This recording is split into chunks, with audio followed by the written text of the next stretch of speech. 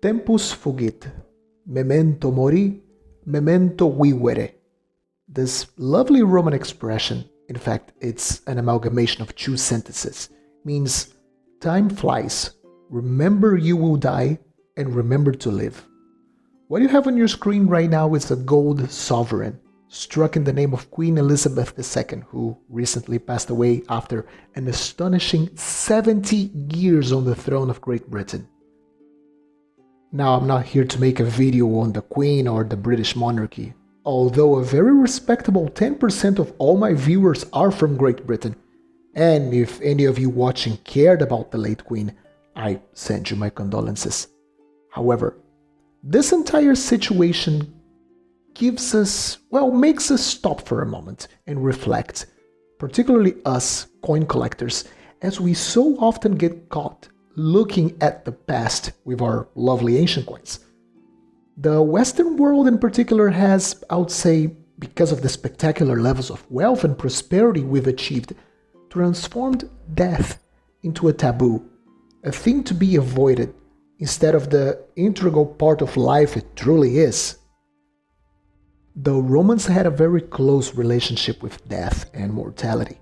Life in the ancient world was brutish, poor, miserable, and short, and we often forget that as we look into our trace, as we go from Augustus to Tiberius to Trajan to Gordian and so on, as you advance on your collection from one place and one trade to the next emperor, we are, quote-unquote, stepping over dead men. We're constantly reminded that we can be talking about the great conquest of Trajan or the degeneracy of Elagabalus, but at the end, all of them, every single emperor ended up the same way, dead. But come on, I don't want this to be a sad video. If there's another fascinating thing about the Romans that they can teach us, is that they also lived very intensely. They were deeply interested in celebrating what they did in life, the legacy they left. And this concept of what legacy one would leave after the death is very well illustrated in the multiple posthumous issues of coins that were struck throughout Roman history. Here we have a posthumous denarius of Antoninus Pius, struck in 161 AD. Being the deeply religious people the Romans were, they believed one could, through noble actions and a good rule, reach the apotheosis, become one with the gods, a divo, or a diva for an empress. Here, Antoninus, who reigned between 138 and 161 AD, is depicted as Divo Pio. He doesn't wear the typical laurel wreath of the imperial position, as he wasn't burdened with the responsibilities of empire anymore. This is fascinating. The Roman religion had a clear distinction between a deus, that was a god in full right, like Jupiter, Neptune, and Minerva, and a divus, a human who achieved godhood by his great deeds for the Roman people. I'm going to quote the very unhistorical Maximus from the movie Gladiator and say that the Romans indeed believed that what one does in life echoes through eternity. But Romans didn't only celebrate death, they celebrated life in their coins as well. The predominant religions nowadays placed a lot of emphasis in our free will, our liberty to build our own salvation or damnation.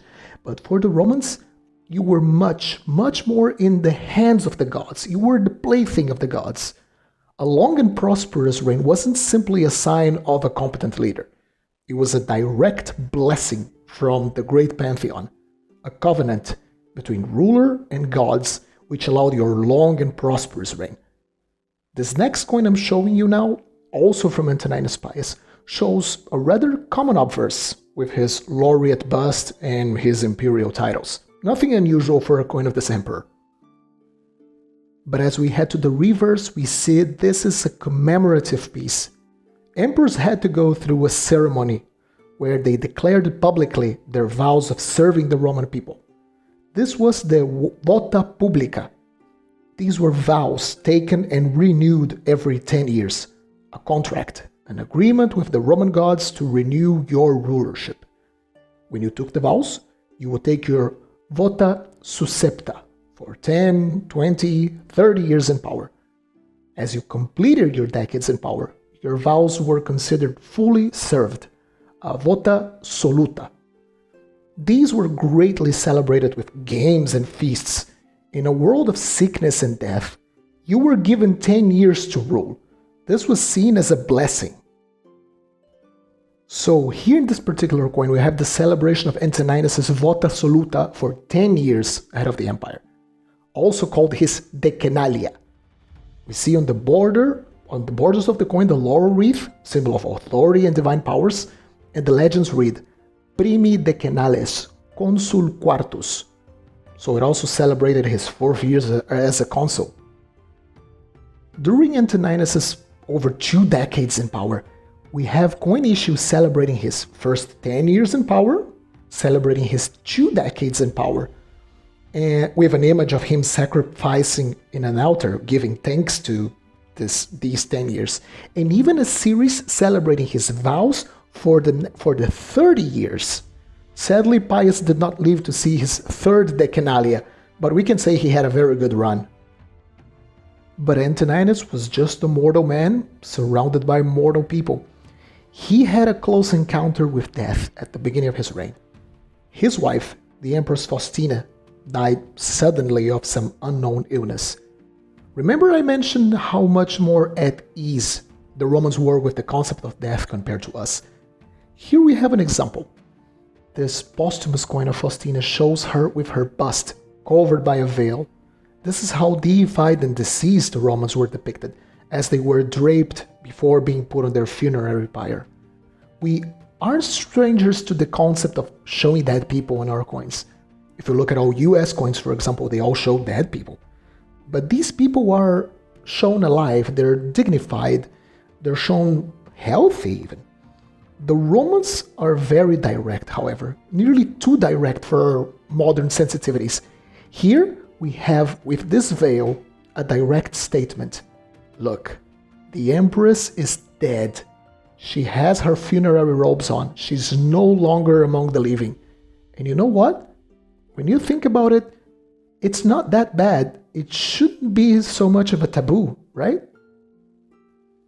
Posthumous coins were also a good way of evoking the memory of good emperors during troubled times. They were now in the divine sphere after all, so it was absolutely acceptable to render cult upon them for protection. So Emperor Trajan Decius ruled during 249 and 251 AD, right at the violent and turbulent years of the 3rd century. He issued a series of coins numismatists nowadays call the Restoration Issues, as he issued posthumous coins in the name of all popular emperors from the quote-unquote good old days, people that were dead for decades, sometimes centuries, people that were by then just a distant memory like Augustus, Trajan, or the same Antoninus Pius we have in this coin. As we can see in this example struck for Antoninus, we have the exact titles from the denarius we've shown earlier, Divo, Pio. But this concept of leaving a legacy also applied for negative purposes. If you dared to break your vows to the Roman people as an emperor, if your rule turned out to be a disaster, if you were somehow bad or degenerate as to Roman tradition, you could expect the opposite of the apotheosis, the opposite of being declared a divo. Your memory could be damned. The name of this process was called damnatio memoriae. You would have your name erased from monuments and public records, and even your coins would be recalled and restruck. Having your face on coinage was seen as a privilege that could very easily be revoked. This is what happened to Caligula, the mad emperor, which we can see in this coin I'm showing now. He ruled for around 4 years, so not a lot of time to mint coins, true, but his coins are very hard to find nowadays. Add that to the fact everyone wants a coin from him due to his crazy stories and the fact he suffered a damnatio, meaning a lot of his coins were melted down all the way back in antiquity, and the result is that his coins are very hard to find nowadays and command some insane prices, even in mediocre condition. But if there's something else very important that our coins teach us is that we aren't really its owners. We're nothing more than temporary custodians. So take good care of your collection, enjoy them. They traveled some 2,000 years in time and space to reach your collection, and they deserve to keep traveling in time after we are long gone. Do you have a posthumous coin? Let us know in the comment section down below. I hope you enjoyed this little special episode. So leave a like if you did, and remember, Tempus Fugit, Memento Mori, Memento Vivere.